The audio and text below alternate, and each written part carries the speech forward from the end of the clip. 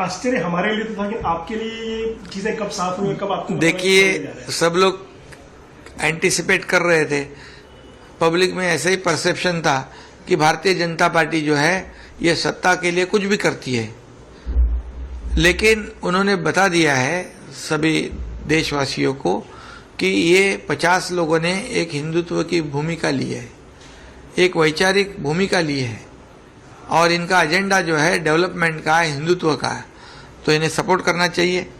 और उन्होंने हमको सपोर्ट किया।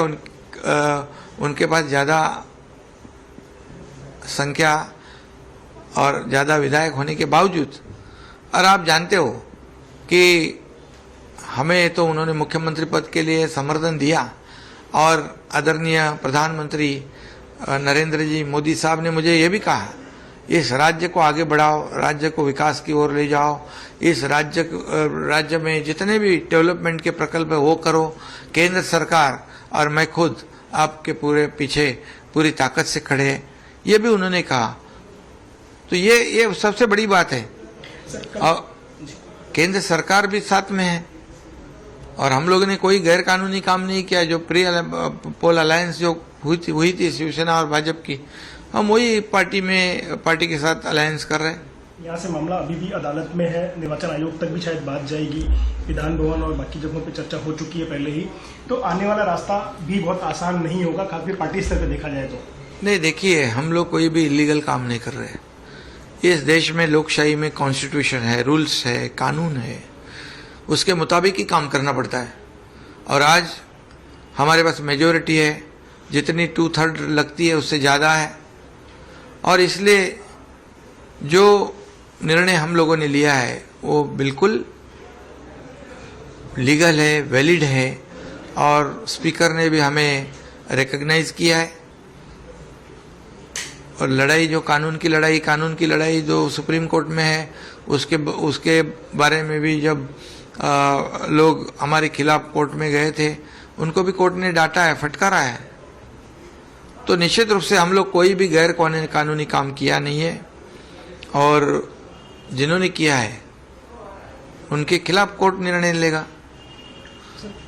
फ्लोर टेस्ट हो गई है, स्पीकर का चुनाव हो गया है, सरकार विश्वासदर्शक मत पारित हुआ है, और लोकशाही में जो करना है वो कर लिया है। अब ये सरकार 170 विधायक वाली सरकार है, मजबूत सरकार है। ये सरकार लोगों को न्याय देगी। ये आम आदमी, मतलब जो सर्वसामान्य जो मानुस कहते हैं, उसकी सरकार है। ये सभी लोगों को न्याय दिलाने वाली सरकार है। इसमें किसान है, कामगार है, कष्टकरी है, सभी जितने भी समाज घटक है उनको न्याय देगी सरकार।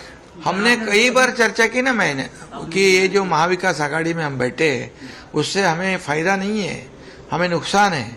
हमारे एमएलए चिंतित है, कल चुनाव कैसे लड़े, कैसे जीते। हम नगर पंचायत में 4 नंबर पे गए, मुख्यमंत्री होने के बावजूद पार्टी 4 नंबर पे जाती है। इसका मतलब जो सरकार का फायदा कौन उठा रहा है? शिवसेना को नहीं हो रहा है, अन्य घटक पक्ष को हो रहा है। हमारे शिवसैनिक को हो रहा है? नहीं हो रहा है। शिवसैनिक के जीवन में क्या मिला? उनको क्या मिला? पार्टी सत्ता होने के बावजूद मिला क्या? कुछ भी नहीं मिला।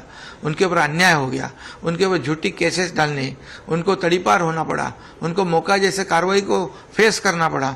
तो सरकार किस लिए है? सरकार के जब सत्ता होती है तो जैसे शिवसेना है, शिवसैनिक है, उनको न्याय देना चाहिए।